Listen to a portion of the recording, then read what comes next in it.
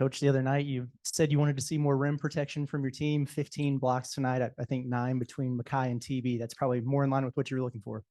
Yeah, I thought we did a great job of altering and blocking shots, and have to really improve with physicality, vertical.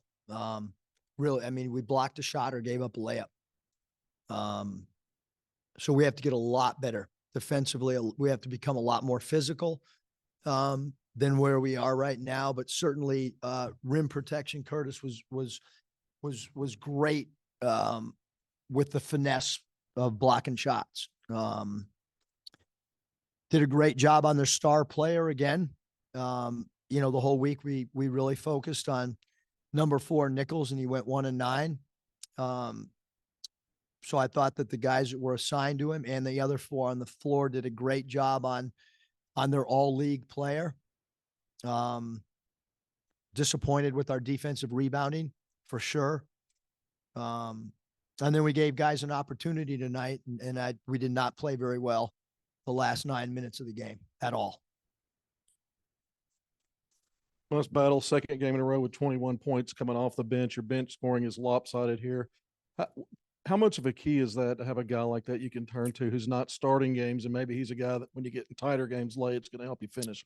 He's been phenomenal, Kevin. You know, Battle is a starter. He's just not hearing his name called right away. I mean, he's been our most efficient offensive player, and he's, you know, he stretches the floor.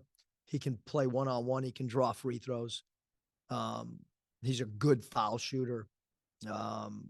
Has done it, you know, did a decent job on the defensive backboards tonight. Really happy with how he played. And I thought our depth took a huge step back tonight. I really did, with the minutes that they were given. So coming in fairly early, Lawson picks up the 2 fouls, the 2 nice passes, but it seems in 2-man game, all your guys eat off of that. They seem really comfortable playing 2-man with him, and whether it's dribble, handoff, or off a screen, they get into action comfortably with him in the game. Yeah, we spent a lot of time this summer on you know, playing off the elbow. Graham is really good there as well. You know, Chandler's good there. He can space the floor out when he gives it up as well. So, but we have to get a lot better than we were tonight. We have a big game on Monday. You know, we've had 2 great crowds. Anybody that's not coming Monday, you know, we'd love it if they turn their tickets in early, because it's we have 2 more games before we go to the Bahamas, and certainly, you know, want to continue to have a home court advantage on Monday. And that's a night that if people aren't going to, you know, use their tickets, we'd really appreciate giving them back and allowing us to get them to some people to try to have a really good crowd Monday. So we heard them back here before the game. They were screaming, yelling. They were all fired up. Gardner Webb, I'm talking about. And they went out and jumped on you 13-5, but then you guys got control really by halftime. What happened at the start of the game, and then what did you guys do to get control? Well, I will, you know, I think as a group, we're not happy with how we started the game. You know, thought we played good in the, you know, about the 13-minute mark in the first half. We started playing better, and I thought we finished the half really good. Sometimes you know, the last 3 minutes of the half become really important. I thought they did tonight. But you know, again, defensively, we gotta guard the ball better, and we gotta guard the rim better. And you know, we were 25 passes short of our goal. So the ball didn't move as much as we want to tonight as well. And I give Gardner Webb a lot of credit there. I thought they were really well coached. I thought they cut hard. I thought they ran the floor really hard in their transition offense. I thought they ran harder than we did for sure. You know, I mean, you know, to only beat, you know, win the battle of the boards by 6 it's not enough. And to give up 11 offensive rebounds is it's not going to cut it. I think you played less than 4 minutes the other night and didn't play a ton tonight, maybe 16, 17, but I think you guys were plus 23 and he was on front. why do you play so little the other night? And then what'd you think Yeah, we're just looking at other guys. I mean, at or anything? you guys are going to ask me if I don't go to my bench. Why didn't I? So, I mean, it's the same thing I said the other night. Like, I mean, if I play 7 guys, you know, not you, Bob, but that's just human nature. I mean, there's just a lot of things that, our shot selection was not great. But look, we have a young developing player in Bay Fall. Jalen Graham only played 9 minutes, and he was pretty good when he was in the floor too, so it's just, and they're small. They've played 4 guards. We talked about number 0 being a matchup problem at 6'4", and so it's really hard to play 2 bigs on a night like tonight as well. What hurt? What was his deal? Yeah, Mike didn't inform you? Yeah, not in the building, sick. He felt bad. He was, practiced yesterday, today, told Matt that, that he didn't feel 100%, with whatever head cold or whatever it is. Specific thoughts on Makai's performance though tonight. I mean, plus 23. What enabled him to have success tonight? What did you see from him tonight? Yeah, I mean, he passed the ball well. He played within himself, did a good job protecting the rim. I mean, we had a lot of guys block shots. It's,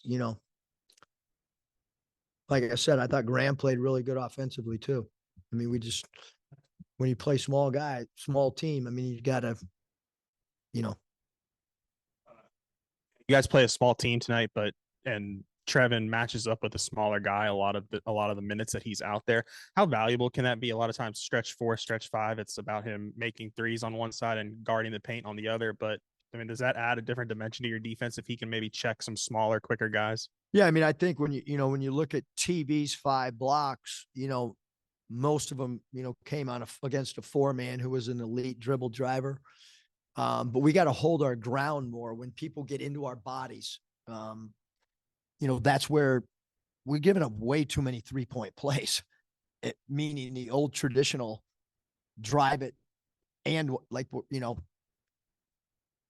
we're not physical enough at the rim across the board, the entire team. And I mean, I don't know how many N1s there were tonight against undersized players. Like, you got to hold your ground. And right now we're just not doing that at the level that we need to. Because Old Dominion's they're going to play 4 guards, and they have an all-league guard. And, we got to guard the 3 and we got to guard the dribble drive. That's just what you got to do. This was a program last year that was top 20 and holding teams down inside the arc, 2-point field goals per game, low percentage, top 35 there. After a slow start, you guys got it going. What was the key to that? Was it just better players, scheme? Yeah. What all went into that? Because you guys got back to 50% or better second game in a row. I attribute a lot of it to Battle. I mean, his at halftime, I think he took 4 shots. And does anyone know how many points he had on 4 shots? That is an elite efficiency. And then he ends the game with 9 shots, 10 FTAs, and 21 points. So he takes 9 field goals and scores 21 points. He saved us offensively.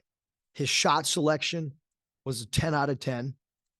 Other guys need to improve their shot selection. We don't need heat check shots when you're not hot. It's called heat check because when you're hot, then you can take an ill-advised shot. Yeah, Coach, I'm curious your thoughts on Tremont at 14 on 12 shots. So, but it felt like he could get to that middle part of the floor almost whenever he wanted. Kind of made a pretty good living there a few times. Yeah, I mean his pull-up game's really, really good. really good. And I give him credit. You know, he took 2 threes. It wasn't there for him tonight. And then he got to his sweet spot. You know, other guys need to take a page out of that book as well and understand if you're not knocking threes down, you got to get to the mid range, or you got to get to the cup, or you got a basket cut and get some easy baskets. I thought, you know, we had some good layups off some basket cuts. Why we didn't cut more, not sure, but we'll have 2 good practices on Saturday and Sunday. I can promise you that. Here, and he brought up to us that he had 6 rebounds, and then he only had the 1 turnover after a few the other night. Is that more of what you're looking for? I'm glad he brought that up, because it was pointed out to him that we needed our point guards to defensive rebound, because we've had incredible defensive rebounding guards here for the last 4 years. I mentioned them, the Tates and the Jimmy Witts and Notays and Anthony Black. I mean, those guys, not good, phenomenal defensive rebounders. Nevada, we had phenomenal point guard defensive rebounders in Cody Martin and Lindsey Drew. And we need L to especially, you know, with our lack of physicality, sometimes we need to have all of our guards defensive rebound, which is what we talked about at halftime. And that's why it's important for guys like Battle to go down there and defensive rebound as well. Free throws, a little bit of a problem tonight, but you played 12 guys. You mentioned Battle's efficiency. How do you feel about this team when you do drill it down to 7 or 8 as far as finishing games? Oh, it's drilled down already. I mean, I can tell you that, Kevin. That tonight was, you know, like that. You play your way in or you play your way out, and take away, you know, end of game free throws, and we were pretty good. So, you know, free throw shooting is, in my opinion, an important part of the game, especially in close games. And, you know, so the guys that have proven that they can make free throws, you know, when you get in late game situations, those are the guys that probably, you know, you hope have the ball in their hands. Yeah, with the big man rotation, you had Lawson really flash in the Purdue game. Graham had the hot hand last game, and then Mackay flashes tonight. Is that kind of the trend it might be for this team, or would you prefer to have a more definitive hierarchy with those 3 guys competing for that spot? Yeah, I just think, you know, it probably going to be a different guy maybe for us at that spot. And I haven't gotten to, you know, I haven't put Brazil over there yet. You know, probably my fault not moving him over there a little bit. Execution, doing what we want, knowing the plays. And then us maybe having 4 guards out there. But, you know, that's first 2 games we've, you know, won, you know, by pretty good margin, and we've gotten a lot of players in, and we've gotten to evaluate, because I think sometimes when we've gotten to, you know, to the 4th or 5th game in years past, maybe I, you know, wished that we had looked at some other, we've looked now, like we've got the whole summer, so I pretty much know now, you know, where we're at. So I came in after you began, so if you answer this, I apologize. But into the first half, you went with a rotation of Bell, Brazil, Ellis, Mark, and Mitch, and that seemed to change the game. What did they do well, that group of 5 playing? Yeah, I thought Battle's offense, you know, because he can score in spurts, but I thought that, you know, I thought the game at that point, you know, there wasn't enough separation. And I think you know, like I sensed it in the huddle. I don't know what time those guys were all in there together, but probably around the 8-minute mark, I kind of sensed that the guys, you know, were disappointed maybe in where the game was at that point. And I thought we you know, we played harder than we were prior to, you know, I thought the first 9 minutes, we didn't play the way we need to play. And I thought Gardner Webb played really, really hard, and they got to loose balls and they scrapped around, and, you know, so credit to that group of guys that they kind of clicked at a time when we needed it to, going into halftime, especially.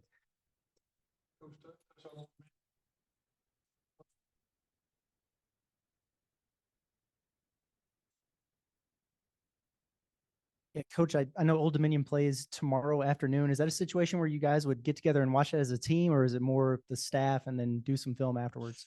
Well, I'm not positive, Curtis, but I think the game is very close to kickoff, and for sure I'll be at the Auburn Arkansas football game. That's 1,000%. So I don't want to lie because I'll be there. Some staff members, 1,000%, will be watching the game live, and will be expected to have a scouting report as soon as the final buzzer's up. We've done, like, our staff's done a great job. They really have. Michael's really focused on personnel. Todd Lee's done a great job of the sets that the other team runs. And Root has done a good job of watching the other team's defense. And then Coach Smart's done a great job of kind of overseeing all of it with thought. So we've changed how we scout and prep. So yeah, some guys will be out, and as soon as the football game's over, I will not be hanging out watching other football games on TV. I will be watching Old Dominion's tape, and have already watched their first, game. We've already got a scouting report that the players they probably already have it texted to them. So they got a statistical, or they're supposed to get a statistical analysis scouting report tonight. They'll get another one tomorrow, and then they'll get our final one on Sunday. So they'll get 3 different ones before, Sunday afternoon. Similar to SEC, Saturday, Tuesday, quicker for Old Dominion, and then you'll have 3 games in 3 days in a couple of weeks. Is there any benefit at all to playing it this way, and these going from tonight to Monday, for what you're going to be ramping up to later? I think so, Kevin. I mean, prepping on a short turnaround is you got to get used to it. You know what I mean? The longer preps we have, our record's really good, the longer the prep is. But I think also late in the year, we've been pretty good on NCAA tournament type preps of our guys retaining stuff. Maybe the thing that's a little bit, frustrating tonight is I thought tonight we were really prepared, and we didn't take away enough of their stuff. And sometimes, you get surprised by some things or some matchups, but, Gardner Webb played it traditional, like we had seen them in the past. And in particular, Robinson's dribble drives were quite frustrating.